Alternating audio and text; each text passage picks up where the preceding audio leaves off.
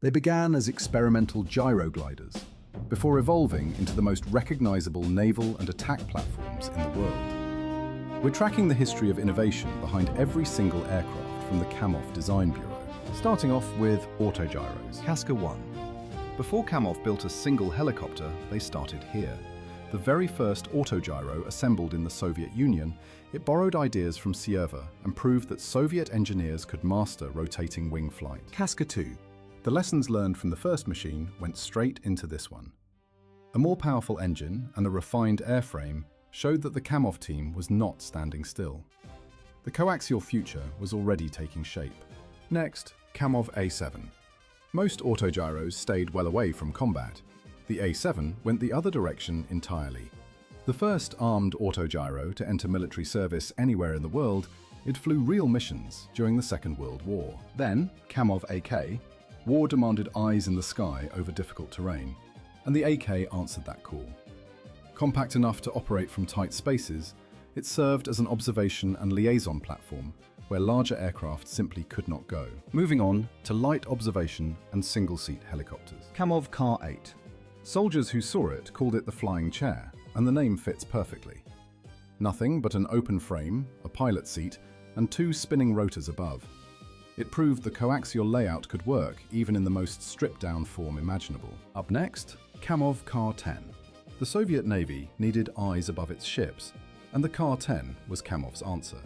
Nicknamed the Hat, it was compact enough to operate from cramped ship decks and reliable enough to be trusted over open water. Kamov Car 11. Every generation of Kamov pilots had to learn somewhere. The Car 11 was that place, a light and forgiving design built to introduce new aviators to the unique demands of flying a conventional rotor machine. Next up, light utility and passenger helicopters. Kamov Car 15. This was the moment Kamov went from promising to proven. The first coaxial helicopter to enter mass production anywhere in the world, it demonstrated that the twin rotor layout was not just clever, but genuinely practical for naval service. Then, Kamov Ka-18. 4 seats instead of 2, a bigger cabin, and a smoother ride. The Ka-18 took everything the Ka-15 established and made it more useful for the people who actually needed to climb aboard and go somewhere. Kamov Car 26. Kamov's most versatile creation may be this one. Swap the rear pod and the same helicopter becomes a crop duster, a cargo hauler, or a passenger transport. No other Kamov design served so many different masters so successfully. Kamov Car 115. A modern rethink of the light utility role that Kamov had been refining for decades, though this conceptual image inaccurately depicts a single rotor configuration instead of the signature Kamov coaxial rotor design. Updated materials and cleaner aerodynamics made it more efficient and easier to maintain than its predecessors in the commercial market. Now this is the Kamov Ka-126. The classic Ka-26 airframe got a dramatic upgrade when Kamov replaced the old piston engines with a turbine. All the modular flexibility that made the original famous carried over, now with significantly more power behind it. Kamov Car 226. The most modern expression of Kamov's modular philosophy. Swap the mission pod in minutes, and the same aircraft serves as an air ambulance, a cargo lifter, or a surveillance platform. Cities and remote regions alike found uses for it. Now let's look at medium and civil transport helicopters. Kamov Car 32. When the job demands lifting heavy loads in brutal conditions, operators worldwide call the Car 32. Firefighters use it to attack blazes from above, loggers hang timber from its hook, and rescue teams trust it in weather that grounds other aircraft. Kamov Ka-62. Kamov's most contemporary civil design breaks from tradition with a shrouded tail rotor that runs quieter and poses far less danger to ground crews. Sleek, modern, and built for corporate transport and offshore utility work. Now let's look at naval, anti-submarine, and maritime helicopters. Kamov Car 20. Before the Car 25 or the Car 27 ever flew, the Car 20 showed the Soviet Navy what was possible. The first Kamov design dedicated to hunting submarines, it established the template that the Bureau's naval helicopters would follow for generations. Kamov Car 25. For decades, the Car 25 was the Soviet Navy's primary carrier-based helicopter. Its compact coaxial design fit on ship decks that could never accommodate a conventional rotor, and it hunted submarines across some of the coldest seas on Earth. Then Kamov Kar-27. The Kar-27 replaced the Kar-25 and immediately raised the bar for what a naval helicopter could do. It operates in sea states that force other aircraft to stay on deck, and its dipping sonar system makes it one of the most capable submarine hunters ever built. Kamov Kar-28. When foreign navies needed a capable anti-submarine helicopter they could actually buy, Kamov offered the Kar-28. Built on the proven Kar-27 platform, it carries sophisticated search radar and weapons that have earned it a place in multiple fleets worldwide. Kamov Kar-29. The Kar-29 took the Kar-27 airframe and turned it into an assault transport. Armoured, rocket-armed, and capable of delivering troops directly into a hot landing zone, it provided fire support while simultaneously offloading the soldiers it carried. Kamov Kar-31.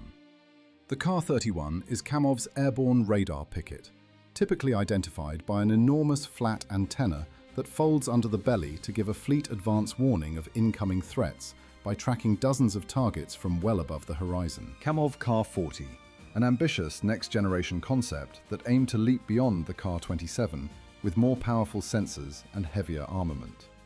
The technology it proposed was genuinely advanced, though the program never made it past the design phase. Then, Kamov Kar-252. Not a finished aircraft, but an essential stepping stone.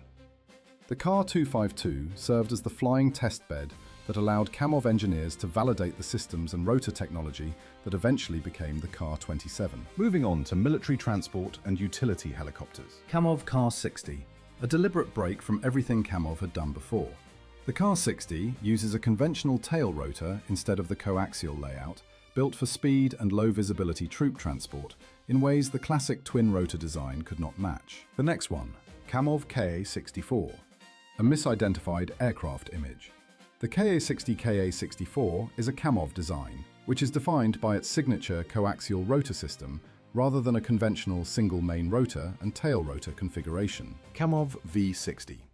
The earliest design study that eventually grew into the Ka-60 program, engineers used it to explore reduced radar signatures and higher speed flight, laying the groundwork for a new generation of Kamov military transport aircraft. Next, Kamov 562, a civil transport developed by Kamov. It focused on reliability and straightforward utility, exploring whether modern design principles could serve commercial operators effectively. Now let's look at attack and combat helicopters. Kamov V80. This prototype was the seed of the Black Shark. Kamov used it to test the radical idea that one pilot could manage a fully capable attack helicopter alone, a concept that would redefine what a combat helicopter could be. Kamov V100. A combat concept that looked unlike anything flying at the time. Its unusual arrangement was meant to give it a performance edge over conventional attack helicopters, though the design never advanced beyond early development. Kamov Kar-50, the Black Shark, arrived and changed the conversation about attack helicopters forever. Two pilots managed the aircraft and all its weapons simultaneously, backed up by an ejection seat that blows the rotors clear before firing. Nothing else was like it. Kamov Ka-52. Kamov added a second seat to the Black Shark to chase export customers who preferred a dedicated weapons operator alongside the pilot. The firepower stayed identical, while the crew layout became more familiar to international buyers. Kamov Kar-52, the Alligator, placed its two crew members side by side rather than in tandem, an unusual choice that turned out to be genuinely effective. Both pilots share the same view of the battlefield, and coordinating an attack becomes dramatically more natural. Next on the list is experimental, compound, and testbed helicopters. Kamov Kar-Li2 Vintokil. Project X. Part helicopter, part something else entirely. This hybrid compound design challenged the boundaries of what rotating wing aircraft could be, exploring speeds and configurations that no conventional Kamov design had ever attempted. Kamov Kar-22.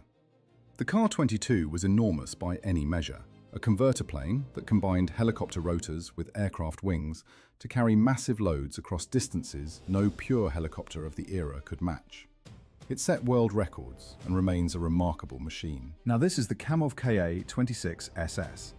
Kamov engineers modified the familiar Ka-26 airframe into a high-speed research platform. They used it to push aerodynamic boundaries and gather data that would feed directly into the Bureau's next generation of faster, more capable designs. Kamov KA-102, a heavy transport concept that aimed to move troops and equipment at a scale beyond anything Kamov had previously attempted. It remained a study rather than hardware, but it showed the Bureau's ambitions reaching well beyond light naval helicopters. Now let's look at unmanned helicopters, UAVs. Kamov Ka-37. Long before drone warfare became familiar, Kamov was already exploring it. The Ka-37 was a compact, unmanned helicopter built for agricultural spraying and reconnaissance, an early sign that the coaxial layout was ideal for autonomous aircraft. Next, Kamov Ka-137. Shaped like a sphere with rotors on top, the Ka-137 looked like nothing else in aviation. It was designed to fly reconnaissance missions over areas too dangerous or inaccessible for crewed aircraft, and its unusual form made it remarkably stable in flight. Finally, we have unbuilt projects, concepts, and mock-ups. Kamov Ka-34, a heavy-lift concept that would have given Kamov a serious presence in the large transport market. It never made it to the flight line, but the ambition behind it reflected how far the Bureau had grown from the tiny Ka-8 flying chair. Kamov Ka-35, an unbuilt early warning platform that would have extended the fleet's radar coverage far beyond the horizon. It carried a tilt rotor configuration and was envisioned as the aerial guardian of Soviet naval task forces. Kamov Ka-41, a paper study for an aggressive next-generation combat scout. Even in concept form, the Ka-41 projected real menace, and its proposed performance figures suggested Kamov was thinking well beyond what the Ka-50 had already achieved. Kamov Ka-56, known as the Wasp. The Ka-56 was designed to fold down into a cylinder small enough for a single operative to carry and deploy alone. A covert insertion tool built for secret missions, it was one of the most unconventional concepts Kamov ever proposed. Kamov Ka-65, designed to eventually replace the Ka-27 as the backbone of Russian naval aviation, the Ka-65, represented here by an incorrect single-rotor concept image, carries the weight of that legacy while incorporating the most advanced sensors and systems Kamov has ever proposed for a shipborne helicopter. Kamov Ka-90, the Sikorsky S-72 RSRA, an experimental aircraft used to test various rotor systems.